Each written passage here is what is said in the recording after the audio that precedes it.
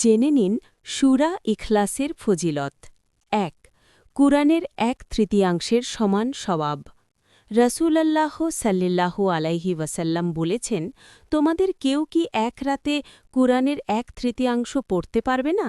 সাহাবারা বললেন, কে পারবে? তিনি বললেন, কুল হুয়াল্লাহু আহাদ। সূরা ইখলাস কুরআনের ১/৩ সমান। সহিহ বুখারী ২ আল্লাহর বিশেষ ভালোবাসা লাভের মাধ্যম। এক সাহাবী নামাজে বারবার সূরা ইখলাস পড়তেন। কারণ জিজ্ঞেস করলে বললেন, এতে আল্লাহর গুণাবলী আছে, তাই আমি ভালোবাসি। রাসূলুল্লাহ সাল্লাল্লাহু আলাইহি ওয়াসাল্লাম বললেন, তার এই ভালোবাসা তাকে জান্নাতে প্রবেশ করাবে। তিরমিজি ৩ সকাল সন্ধ্যার আমল হিসেবে সুরক্ষা। রাসূলুল্লাহ সাল্লাল্লাহু আলাইহি ওয়াসাল্লাম শিখিয়েছেন, সূরা ইখলাস, ফালাক, নাস এই ৩ সূরা সকাল ও সন্ধ্যায় ৩ বার পড়লে অনেক অনিষ্ট থেকে হিফাজত হয়।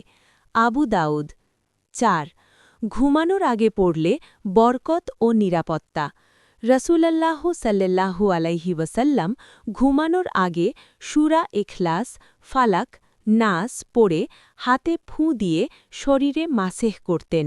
সহিহ বুখারী